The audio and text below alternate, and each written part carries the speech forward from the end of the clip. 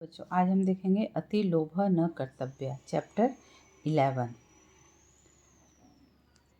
अत्यधिक लालच नहीं करनी चाहिए।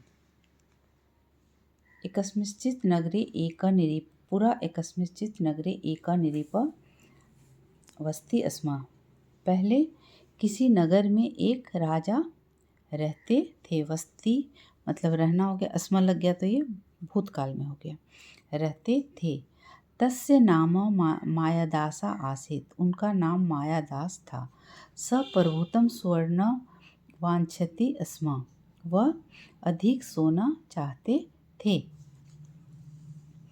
एकदा एक मुनि तस्य समीपे आगच्छत, एक बार एक मुनि उनके समीप आए, उनके नज़दीक आए मतलब उनके महल में आए। राजा अवदत, राजा ने बोला, हे मुने मम आतिथ्यम स्वीकरतु, मेरे आतिथ्य को स्वीकार करें। निरपस्य आतिथ्येन संतुष्ट, राजा के आतिथ्य से, उनके आदर सत्कार से संतुष्ट मुनि उन्हें तस्मै एकम वरम अयच्छत, उन्हें एक वर दिया। अवदत च, और बोला, हे राजन, हे राजा, यत तुभ्यम रोचते तद वद, तुमको जो अच्छा लगता है वह बोलो। मायादास अवदत, मायादास बोला, हे मुने मया स्पृष्टम स्वर्ण भवतु इति, मेरी इच्छा है कि मैं जिस चीज़ को छूँ वह सोना हो जाए। मुनि तथास्तु, मुनि ने कहा तथास्तु, जैसी तुम्हारी इच्छा। इति कथित्वा प्रसादात बहि अगच्छत, यह कहकर वह प्रसादात मतलब प्रसाद से मतलब महल से बाहर आ गए। मुनि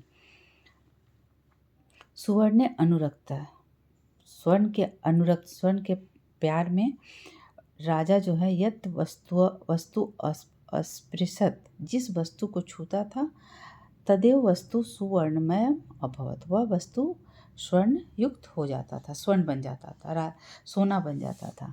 राजा उद्याने सर्वान वृक्षान अस्पृश्यत, राजा जो है बगीचे में गए और सभी वृक्षों को छुए। ते सर्वे वृक्षा स्वर्णमया अभवन, सारे वृक्ष जो थे वे क्या हो गए, सोने बन गए, सोने के वृक्ष बन गए सब। आरंभे तो निरीप अतिव प्रसन्न अभवत, आरंभ में तो राजा जो है बहुत प्रसन्न हुए। पिपासाकुल स जलम पातुम इच्छत, प्यास से जब वह व्याकुल हुए तो जल की इच्छा किए। जलम अपि स्वर्णमयम अभवत, जल भी क्या हो गया, वो भी सोना बन गया।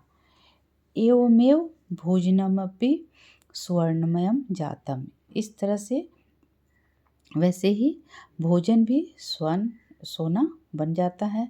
बुभुक्षिता पिपासिता च निरीप अतीव दुखिता अभवत, भूखा और प्यासा राजा जो थे, भूखे और प्यासे राजा को बहुत दुख हुआ। तस नेत्राभ्याम अश्रुनि अपतन, उसकी आँखों से आंसू आने लगे, गिरने लगे। तदैव तत्स्य पुत्री पितु समीपे आगच्छत, उसी समय उसकी पुत्री जो है वो भी पिता के समीप आई। सा अपि स्वर्णमयी जाता, वह भी सोने की बन गई। अत्यंत दुखित नृप पुनः मुने समीपम अगच्छत, अत्यंत दुखित राजा जो हैं वो पुनः मुनि के समीप गए, मुनि के नज़दीक गए। निरीप मुने पाद्यो विनिमयम क्षमाम अयाचत, राजा जो है वो मुनि के दोनों पैरों पर गिर पड़े और क्षमा याचना की। अहम कनकम न वांछामि, मैं सोना नहीं चाहता, कनक मतलब भी सोना होता है। अहम सोना न वांछामि, मैं सोना नहीं चाहता हूँ। मम पुत्री मम वाटिका च पूर्वत भवतु, मेरी बेटी मेरा बगीचा सब पहले जैसा हो जाए। कि मैं कनकेन प्रयोजनम यदा अहम बुभुक्षिता पिपासिता च मरिष्यामि, क्या मैं इस सोने के लोभ में मैं भूखा प्यासा मर जाऊंगा। मुनि निरपाय जलम अयक्षत, राजा जो है, मुनि जो है उन्होंने राजा के लिए जल दिया, राजा को मतलब जल दिया। अकथ्यत च, और कहा, गच्छ एतेन जलेन सर्वाणि वस्तुनि पूर्व रूपे परिवर्तितानि भविष्यन्ति, जाओ यह पानी से सभी वस्तुओं को पूर्ण रूप में परिवर्तित हो जाएगा। बस पानी जिस पर भी डालोगे वो पहले जैसा बन जाएगा। तो वर शक्तिरपि लुप्ता भविष्यति, और वह वर दे करके लुप्त हो गए। मायादासा जलम आदाय पुत्र्या उद्यानस्य च उपरि अक्षिपत।